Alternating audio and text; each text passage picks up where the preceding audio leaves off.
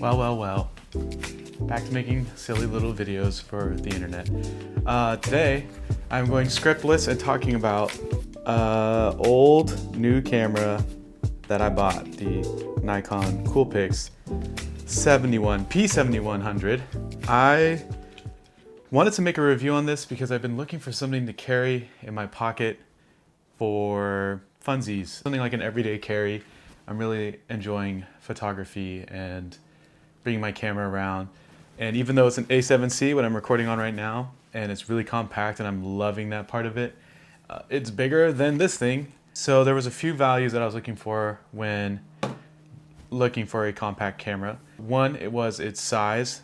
This thing does not fit that. It is smaller than my A7C, but it's a pretty chunky boy. Two was design. On the other hand, I love how this thing looks like a submarine. It's huge. It's got all the manual dials that you could ask for. I really appreciate that part of it. And I was looking for something that would be inspiring and fun to use. That's what we'll get into about this thing today. It's got all your camera buttons. It's an old CCD style sensor, which was the sensor before our more modern CMOS. It's the sensor that people have been going back towards now because it's more filmic look, which is why I was interested in looking for CCD. I could have gone to something newer than this. Some of the competitors are also the Canon G10, G12. I'm a hybrid shooter, but I wasn't really looking for video specs on this. It's a 720p full HD, so could be better, but when I was actually testing it out, it looked really good. So I'll include some of those clips here.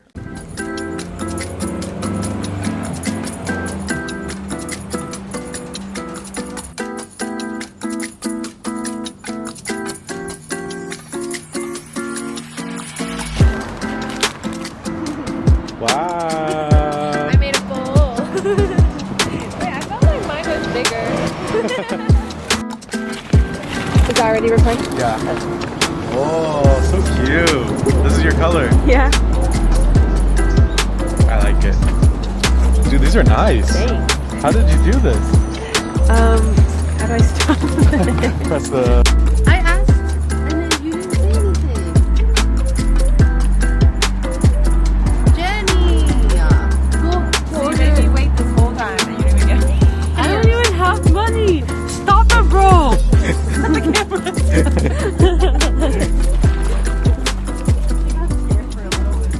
And the other cool thing is that it actually comes with a mic input, which I haven't used yet. Some of the other features it has is a pop-up flash that works pretty dang well, and it has manual operations when you are in automatic modes, but not program modes. It's got an actual optical viewfinder that does zoom, which I find to be pretty awesome, but it's just in a weird spot at the center of the camera. And I find the, I think it's called the diopter, sorry if I get that wrong, will adjust in your pocket, which kind of is unfortunate. It's got a foldy tilty screeny, but not a selfie screen. I've actually really enjoyed this part of it. I have used all sorts of screens, and the A7C currently has the flipping screen, and that honestly is cumbersome. You have to like constantly remember to flip it back into the orientation that you want it to be in. I kind of like how simple this is. It's got a front dial here, and also a rear dial. They control separate functions on different setting styles, but I'll get into why they're not as effective as they should be. It's probably this camera's biggest fault. We'll get there. It has an effects mode, which has all of your like silly stuff like sepia and painting effects, but the one that is awesome on here is the creative monochrome effect.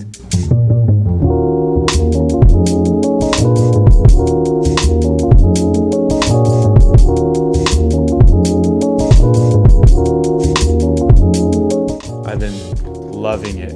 Every single picture that I take on that setting comes out great, and it puts an artificial digital film grain that actually is genuine. Feels pretty good in hand. I think my biggest complaint about the build quality is that the buttons that are important, like the front dial and the selection dial, are the cheapest things on the camera, which makes like 0 sense. Lastly is it's got like a quick menu settings top and it is kind of nice to have easy access to those, but this is what they sacrificed on the newest version of this camera, the P7800, and I think it's a good move. It just kind of removed the extra workflow to get to stuff like white balance and ISO. I will say that the white balance on this is very neutral, and I find putting it into cloudy, warm, daylight, flash, white balance settings bring that like more natural tone that you actually visually see with your eye. I actually find myself not using auto mode but program mode for that reason, to have more control over the white balance. So the biggest cons of this camera are the manual mode and manual adjacent modes like aperture and shutter speed priority and program. The screen will not visually represent your settings, so you're taking pictures blind, and that was the biggest learning curve. Okay, this is not a full frame camera, obviously it can't handle low light well. I need to up my ISO, I need to lower my shutter speed. I found that auto mode was wanting me to be in the lower shutter speeds even when there was enough light. You can actually set how low you want the shutter speed to go, but it was putting me in like bulb settings and conditions that had enough light. That's why I started looking at manual mode, but manual mode wouldn't accurately visually show me what my picture would look like before I pressed the button. The autofocus is snappy and accurate for the most part, especially considering the time that the camera came out. Again, the photo quality, just fine. CCD, just as good of a picture as a CMOS sensor. So why in 2012, when similar cameras like the Sony A6000 was out, could totally handle manual mode with no issues, this camera not accurately show manual settings? It kind of blows my mind. In auto, it updates the screen automatically. In video, it updates the screen with auto white balance and auto ISO automatically. So clearly, like, the screen is capable of showing the change in your settings.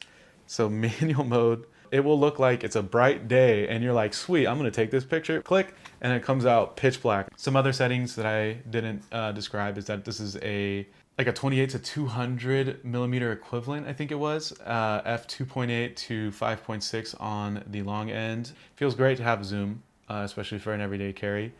And I'm not too bothered about the slower camera speeds because this is not a full frame camera. That's like the biggest hurdle I found. It was that I've been using the A7C and absolutely adoring it, and I was expecting this thing to compete with it, and it doesn't. But once you get over that and you figure out like, oh yeah, this thing's got a low light mode and it works pretty good, then you can start tapping into like the potential of this camera of being an everyday carry. I think one last interesting feature that I'll talk about is it has a dynamic lighting setting. I haven't experimented with it too much, but it goes from low, normal to high.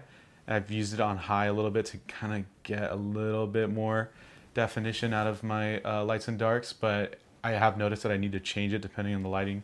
That in the creative modes like creative monochrome or just straight up black and white, the lack of a high dynamic range has really propelled the contrasty punchiness of some of these pictures. It like can't figure out what the sky looks like. So, all right, sky is white.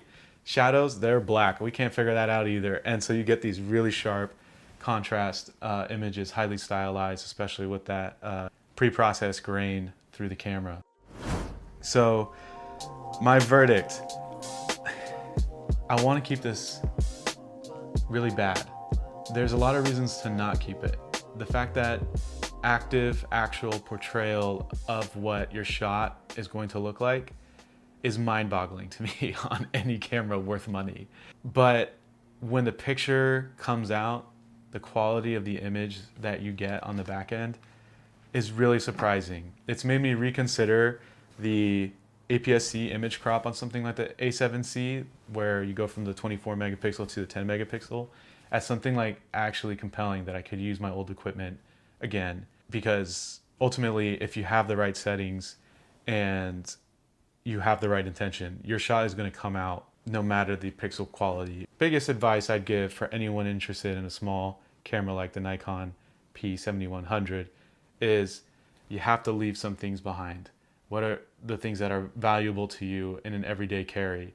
Is it image quality? Okay, well then look at the Sony RX100. Are you looking for fun design? One thing I was looking at a lot was the Fujifilm X10, X20. If you're looking for something that's cheap that can do most of those things 70% of the way, maybe a Nikon P7100.